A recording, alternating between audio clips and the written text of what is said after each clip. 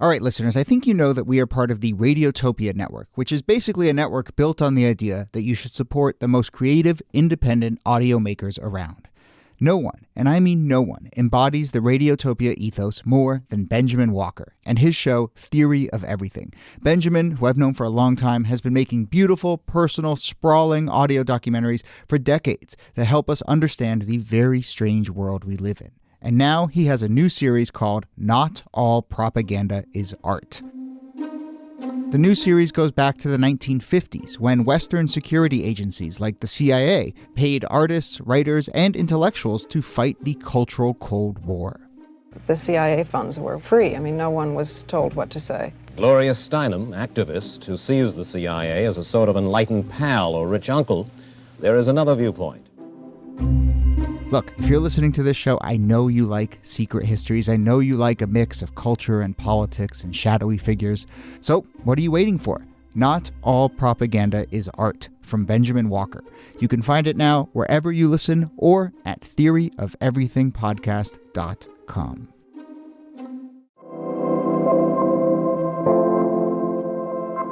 Hello, and welcome to This Day in Esoteric Political History. I'm Nicole Hemmer.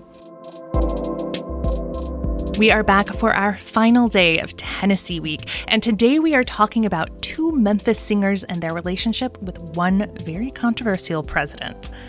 On this day, August 9th, 1972, Johnny Cash was preparing for his appearance just a few weeks later at the Republican National Convention, where he would support the re-election of Richard Nixon.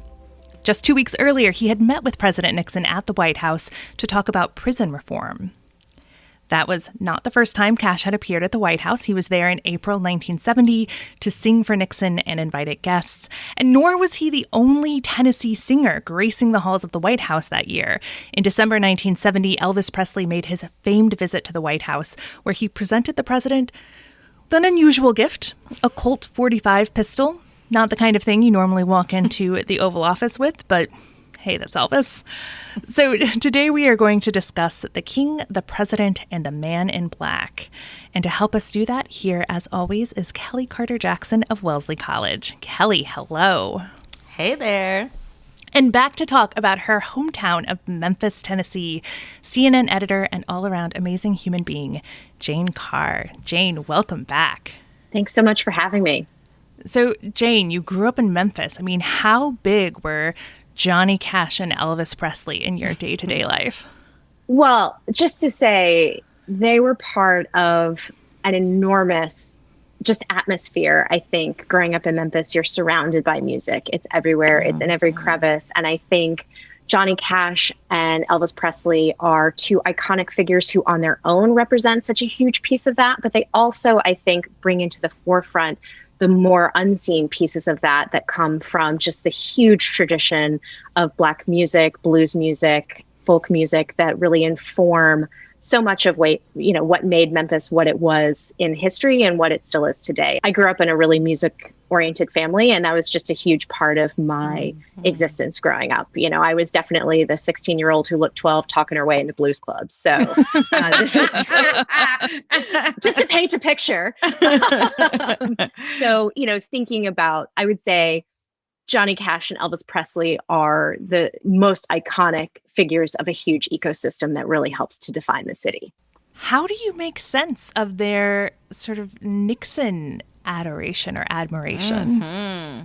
Well, some of it was new to me. Some of it I had known about, of course, that legendary image of Elvis and Nixon at the White House.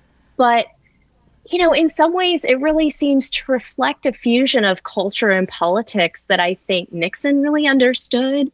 But I also think that Johnny Cash and Elvis Presley were deeply aware of in a lot of ways as well. And I've been thinking about Nixon a lot in other contexts in some of the work that I'm doing, particularly this being the 50th anniversary of Watergate. So thinking about how enmeshed and just really entrenched Watergate lore, Watergate stories, Watergate, everything. Just Nixon is so much a part of the cultural fabric of how people understand American identity and history over the last 5 decades. It's fascinating to me to consider how these two musical figures fit into that. I have a question, actually, for you, Nikki, because I think about Johnny Cash and how he meets Nixon, and they sort of meet through a mutual friend, Billy Graham, the evangelical minister Billy Graham. And I'm like, is this the moment where you have like the evangelical church, like the music industry and politics sort of all becoming like interesting bedfellows in a sort of way, and that they're all using each other to sort of platform their own ideas, whether it's evangelicalism or the right, or whether it's prison reform, like Johnny Cash is trying to push for the presidency. But I think they all see ways in which they can use each other to boost certain ideas that they want to stick. Absolutely. I mean, entertainers were getting closer and closer to the center of politics throughout the 1950s and 1960s as presidents realized there was a real cachet in celebrity and celebrity endorsements and being involved in Hollywood, which was a huge industry. But Nixon really is a breakthrough figure. In 1968, when he runs for president, he goes on Laugh-In, which was this comedy sketch show. And it was it's so banal now. But at the time, it was like, whoa, this presidential candidate is like making fun of himself on this comedy show. It was so weird to people. But that sort of intermingling of politics and celebrity during the Nixon era was huge. Remember in 1970, he has that Honor America rally where Billy Graham is there talking about sort of civic religion. And you have all of these celebrities, people like Jimmy Stewart, who was a big Nixon fan, like they really liked Nixon. So Cash and Presley are part of that. Wow. And I wonder to what extent, too, they represent an entry point via their celebrity to youth culture, particularly in the late 60s and 70s. I think that's something that really, particularly for Nixon, was certainly a problem. How to handle that. I wonder if that's part of the mix too. Well, interestingly, right, he's tapping into celebrities who are a little less connected to the youth culture of the 1960s that really represent more, in some ways, the 1950s, right? Presley's fans by 1970 were a little older, were a little more conservative generation. And Johnny Cash, when Johnny Cash comes to the White House, Nixon requests 2 songs from him, Okie from Muskogee and Welfare Cadillac. And I don't know if our listeners know these songs well, but like Okie from Muskogee is a hippie punching song, and Welfare Cadillac does not have great racial politics. So it fits in well with Nixon. Wow. That's wild to me. It's also interesting, too, because Nixon acknowledges that, like, Cash did not vote for him. Cash was not initially a fan, and yet he gives this performance at the White House, and they sort of, poke fun a little, but it is this really sort of, I would say, engagement in which they both respect the other person, and they both want to accomplish something. And I think you see that within the performance, but it's still something that, like, I don't know, I think about most of the music artists that come and perform at the White House now, and most of them are pretty much like diehard fans of whoever is in office. It's not often that you would get someone who shares different politics and performs anyways. Yeah, you would hear more about it if they had been invited and had refused to come. Yeah, for sure. The refusal seems to have almost more currency now than the performance. Yeah, that's true, too. And it's also worth noting that the issues that draw Cash to Nixon are not particularly conservative issues, right? Prison reform is going to become one of those things that the right pushes back against because the soft on crime message is going to become very prevalent by the 1970s. And then the reason that Cash says he's climbing aboard the Nixon train is because he believes that Nixon is going to end the war in Vietnam. Yeah. Which I'm guessing eventually gets around to.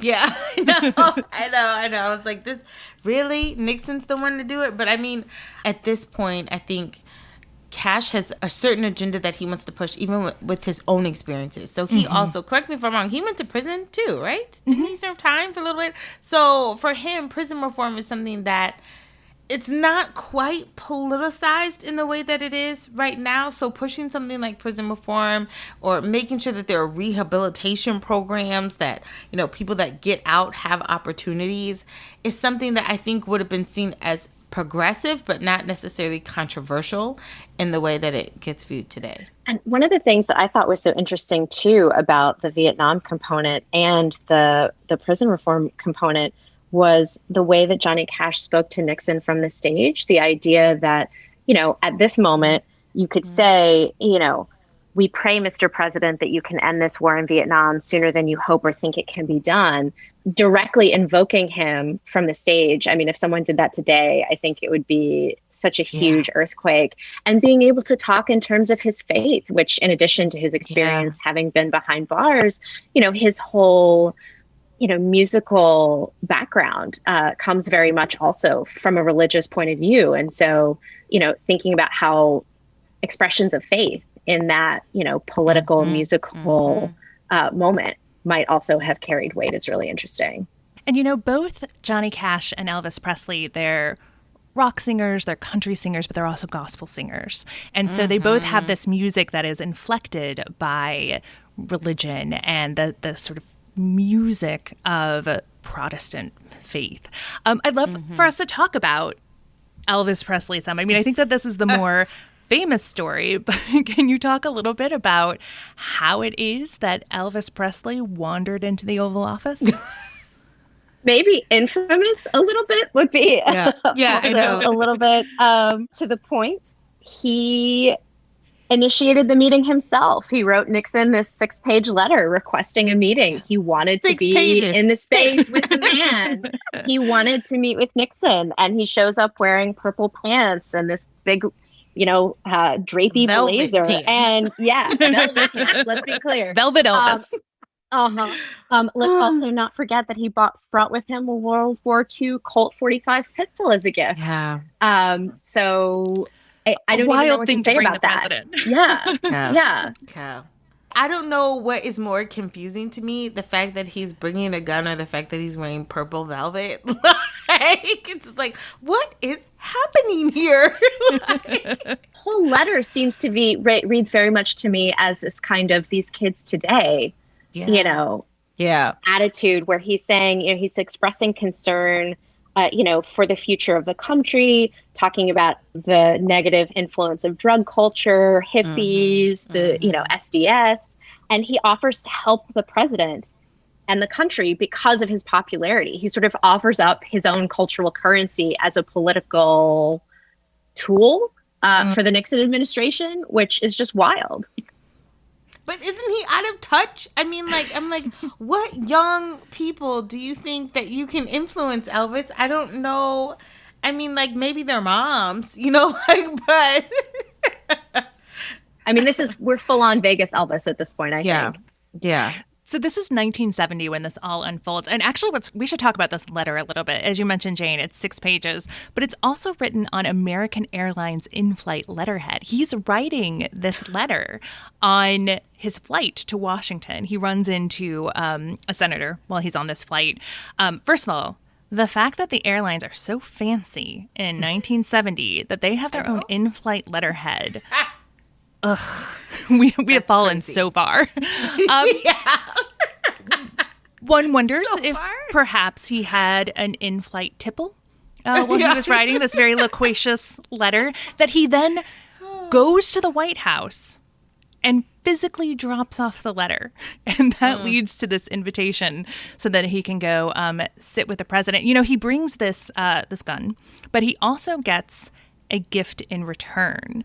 Do you guys want to talk about this DEA badge? I'm still trying to figure this out, the desire. So basically, it's not as though Nixon is like, hey, I got a gift for you, right? Elvis requests an honorary badge from the Bureau of Narcotics and Dangerous Drugs. And so as a part of this request, Nixon's like, okay, sure. So he gives it to him. And then, I feel like Elvis felt like he was suddenly empowered by that. Like he was like an actual member of the squad. Yep. And that he could sort of do whatever he wanted. I was like, what in the world? I mean, there's the whole hypocrisy of this all is the fact that he's like very anti-drug, wants this badge to wield power. And at the same time is very much addicted to prescription drugs at the same time. And so, of course, which he doesn't really see how they're interconnected, but I don't see how he doesn't, but it's wild. No, and he sees them as, not only does he not see them as interconnected, he affirmatively sees them as quite separate. You know, there's a former employee who explains later that he, you know, sees them as two very distinct issues, and one is a problem for society and one apparently, I guess according to him, is not. Which for him is particularly poignant, since it was ultimately what, in the end, you know, his addiction to prescription drugs contributed to the heart attack that caused his death. And it's worth mentioning, Nixon was on some pretty heavy drugs that were prescribed by his doctor as well. He was known to drink a lot and take a lot of pretty serious narcotic medications while he was president. And then he would make phone calls to people. So we have on the Nixon tapes him like slurring his way through these conversations. But, you know, this is an era where people are taking Valium and they're taking all kinds of pretty serious narcotics and drinking significant amounts of alcohol. Like, everyone was blitzed out of their minds in the 50s and 60s. Which is potent. I mean, these are like toxic combinations, alcohol and some of these prescription drugs. But also, it begs the question, like, was Elvis even sober when he takes this meeting? Was Nixon sober? Because even some of the behavior. Yeah, was anyone sober in the room? We could discuss what they were talking about to try to assess that. Apparently, they talked about communist brainwashing, which Elvis had apparently studied. And they talked about the Beatles, in whom Elvis was disappointed. I guess they'd made comments critical of America. So it was very, you know, rah-rah America in there. But, you know, certainly, definitely one of them was on some mind-altering drugs a lot in those years. So, I don't know. I wouldn't talk about communist brainwashing while sober, but then I realized that my parents might be listening to the podcast, so I'm gonna nix that. Yeah, and then at the end of the meeting, of course, Elvis famously takes Nixon into a big bro hug. So we know that he was at least high on the experience of talking to the president by the end of this conversation. I guess. But not only that, I mean, of course, there's the photograph that's taken. And I cannot believe that that this photograph is the #1 most requested photograph from the National Archives in 1988, when they basically said, okay, we're going to start, selling this photo. 8,000 people requested copies of this picture. And as early as, or I should say as late as 2015, it was still the #1 most requested image from the National Archives, which I don't know who's like emailing them and saying like, I'd like a copy, but I guess that's the thing. Maybe people give him gifts. I don't know. Next to their Velvet Elvis. Well, Jane, maybe we can bring this back around to Memphis, because Elvis still looms pretty large in Memphis. I mean, can you talk a little bit about the cult of Elvis there? Well, it's interesting because in a lot of ways, the cult of Elvis exists around the world, and Memphis is the, gathering point for it every August with Elvis Week that culminates in the Candlelight Vigil at Graceland. And, that space with, its museum and the artifacts of Elvis that it holds and just its presence in the city, I think has always been such a huge part, in differing ways over the years, but a huge part of living in Memphis, but also of visiting Memphis. My experiences, I've been to the Vigil. Close friends of mine actually had, when I was growing up, they had a business making different Elvis candles that you could take that had Elvis from different eras attached to the candle. So you could get an early Elvis or a Vegas sequin Elvis to carry to the Vigil. And this was pre-internet. So it was like a mail order business. And so I think there's a deep awareness of what he meant to the city that, people often associate with, whether it's, groups from Norway or different groups from, all over the world. Or Paris. Can I just say, I was at a restaurant in Paris and the waiter had Elvis's face tattooed on his back calf. And I was like, what? Amazing. And then when I asked him, I said, have you been to America? He's like, 8 times. Memphis, 8 times. I was like, you come here to go to Graceland? Not LA, not like Florida. But I would say that really resonates with my experience when I, as a adolescent and growing up, as I started to travel further and, more widely, when I would tell people where I was from, that's the most immediate association. And so, in some ways that feels really deep and special and interesting. But at the same time, that sometimes as I've lived elsewhere and reflected back on it, I wonder, there's this amazing cultural moment where everyone's looking at Elvis and everyone's looking at Graceland.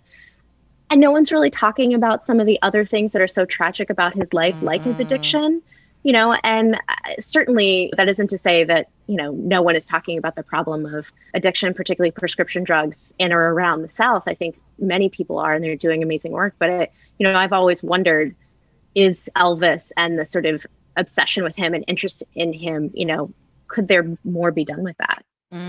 Yeah, especially now. The problems. Yeah, especially now. For sure. For sure. All right. Well, we will leave it there. This has been such a wonderful introduction to my new adopted state. Jane, obviously you are going to have to have a home visit and come stop by Nashville, which I realize is one of the different regions of Tennessee, but we'll get you to hang out in Central Tennessee. They're all loved. I can't wait. All right. Well, Jane Carr, thank you so much for doing these episodes with us. It's been really great. It's been a true pleasure. Thank you both so much. And thanks to you, Kelly Carter Jackson. My pleasure.